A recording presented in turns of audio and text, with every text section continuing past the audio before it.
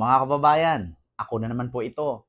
So bago po tayo mag-umpisa sa ating pag-uusapan at bago tayo mag-umpisa sa ating vlog, mga kababayan, nais ko lang pong iparating sa inyo na kung saan balita ngayon, no? Kakabalita lang, kakalabas lang ng balita na kung saan ay itong SMNI ay tinanggal, sinuspende, no? Suspended ni Meta. Oh. Sa mga hindi nakakaalam, si Meta po ay isang kung saan hawak po ito, no, ni Facebook. Na sa mga hindi nakakaalam, ang may-ari po ng Facebook ay si Mark Zuckerberg, no, na kung saan ito po ay kagilap dito ang Meta, na kung saan ito po yung nagmo-monetize, no, nagbibigay ng kita sa mga platform katulad sa Facebook, especially yung videos, yung reels. Oo, so doon kumikita, no, nagkaka-income itong mga network katulad sa akin sa YouTube. Kung gusto kong i-upload itong vlog na to sa Facebook, may possibility kikita. Actually, meron akong page. Sa mga hindi pa nakapag-follow ng aking page, paki-follow na lang po, Kent Garcia page. Hanapin nyo lang sa Facebook. So ngayon, ito na.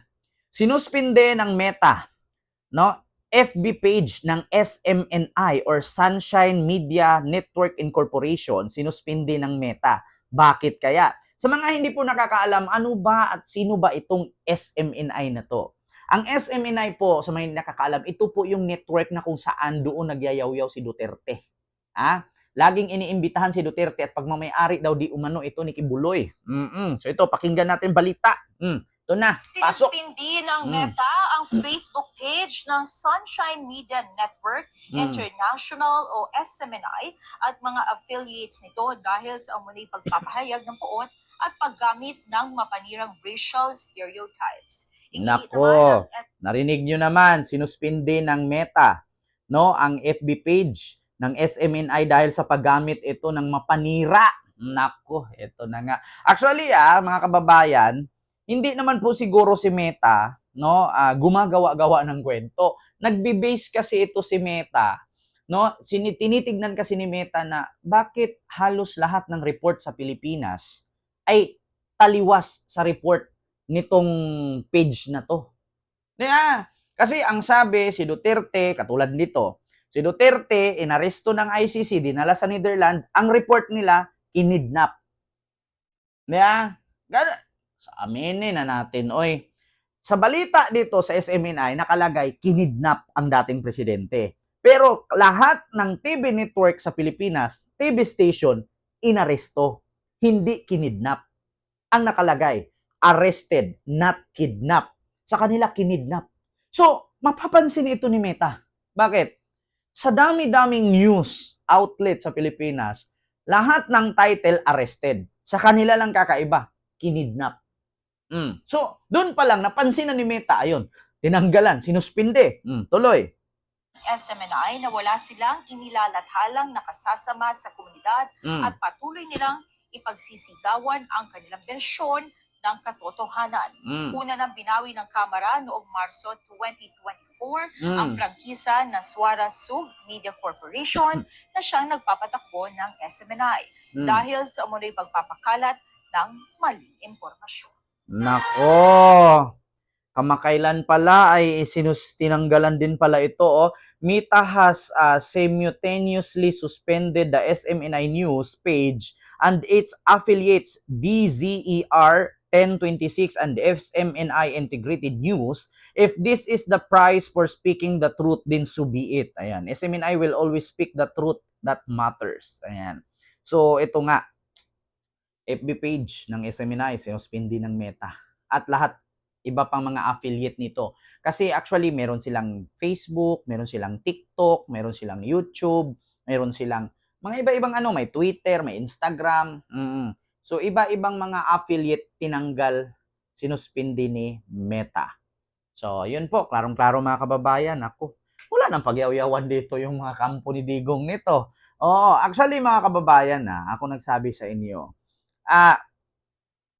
baka nakalimutan ninyo kung anong ginawa ni Digong sa ABS-CBN noon.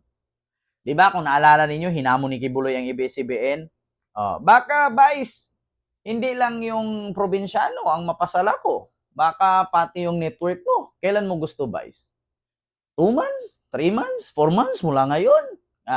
Kapag hindi kayo makinig sa akin, mapa-stop talaga yung network mo, boys. Sabi niya, kapag hindi kayo dumaan sa akin, hindi kayo mapunta sa langit. Ako, kala nyo nakakalimutan kayo mga ganyang version. Ayun na nga.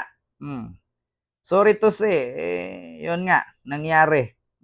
Sinuspinde. Kita, FB page ng SMNI, sinuspinde ayon sa UNTV News. Di ba? So, klaro mga kababayan, wala na. Hindi ko na makikita yung mga kaibigan ko nito. Nandun pa naman yung tinatawag nilang Teros Banat. Nandun pa naman yung tatlo, si Teros Banat. Banat. Tapos si Teros Banat. Doon yung makikita. Kaya actually mga kababayan, napansin siguro ni Meta na parang kakaiba yung mga banat nila, parang puro na lang paninira. Actually, Meta is an American corporation, American base na company ito, which is related ito sa Facebook. Facebook and Instagram. Correct me if I'm wrong. No, Facebook and Instagram is related by Meta and owned by Mark Zuckerberg. Correct me if I'm wrong, ha? Kasi yun ang pagkakaalam ko. So, ito nga, tinanggal. Hindi naman, actually mga kababayan, hindi naman po siguro sabihin nito na si Marcos na naman sisihin. Lahat na lang kay Marcos na lang sinisi ninyo. Kawawa naman si BBM nito, hindi lang niya ate makatulog Isisi na naman kay Marcos to. Inutusan na naman ni Marcos na ipatanggal si Meta. Tandaan ninyo ha, walang right si Marcos na mag-utos na ipatanggal ang SMNI sa kay Meta. Bakit? Si Meta po is American-based company. Walang rights ang Pilipinas na utusan at diktahan itong Facebook company ni Mark Zuckerberg. Tandaan ninyo mga kababayan na wala ngang nagawa ang batas ng Pilipinas kay YouTube, kay Meta pa kaya. Si YouTube at si Meta magkaiba. Meron silang sariling version. Meron silang sariling kumpanya at meron silang sariling rules and regulation. So, si Meta is part of Facebook and then itong SMNI ay sa Facebook ito. Post, ganyan, balita, reels, kung saan doon sila nakukuha ng income na monetize. So, tinanggal at sinuspindi nga sila ni Meta. So, dahil daw ito sa araw-araw, ito, pakinggan nyo. National o SMNI at mga affiliates nito dahil sa umunay pagpapahayag ng puot at paggamit ng mapanirang racial stereotypes. Pagpapahayag daw ng mga mapanirang puot at mga racial stereotype. Mga panira. So, actually, hindi naman po siguro natin sabihin na si Bongbong Marcos na naman nag-utos nito. Traidor talaga to si BBM. Ganyan na naman reaksyon nila. Si BBM na naman ang sisihin. Tandaan ninyo. Meta is American company. Hindi po ito kayang kontrolin at kayang diktahan ng Philippine government. Bakit? Meta is American-based company. So walang jurisdiction ang Pilipinas para utusan na tanggalin ang SMNI. Sadyang nakita lang siguro ng Meta kung ano ang ginawa ng kakaiba, kababalaghan nitong SMNI. Kung bakit sila tinanggal at sinuspende ni Meta. Hindi ko na masagot 'yan. Si Meta, sa mga may tanong, tanungin niyo na lang si Meta. Sabi nga ng asawa ni Dato Dilaw ba 'yon? Ikaw Meta, ikaw daw naghari-harian dito sa sa social media. May kaso ka Meta. Di ba? Nalala nyo?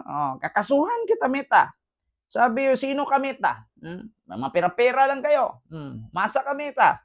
May kaso ka Meta. Nalala nyo yon? Gusto nyo makita? Ipakita ko sa inyo nang magulat kayo. Ito si Meta. May kaso daw. Ito sa mga hindi nakakaalam. Kinakasuhan daw. Ayan Sino ang hari nito sa internet? Si Meta? Kontrolado ni Meta? Meta? Umayos ka, Meta. May kaso ka. Sa pinagagawa mo dahil sa pira-pira lo. Sino ang hari nito sa internet? Si Meta? Kontrolado ni Meta? Umayos ka, Mita. May kaso ka. Ha? Sa pin... Umayos ka, Mita. May kaso ka. Umayos ka, Mita. Magagalit na naman si Kibuloy sa'yo. Pa-stop ka na naman. Yun lang mga kababayan. Huwag kalimutan mag-like, mag-share, mag-subscribe. Matawa lang tayo. Siyempre, hindi naman tayo pwede magalit dito. Ba't tayo magkagalit? Hindi naman tayo nawala ng network. Diba? Meta, umayos ka. Papa-stop ni Kibuloy ang meta mo. Yun lang. Maraming salamat and see you next vlog. God first. Thank you.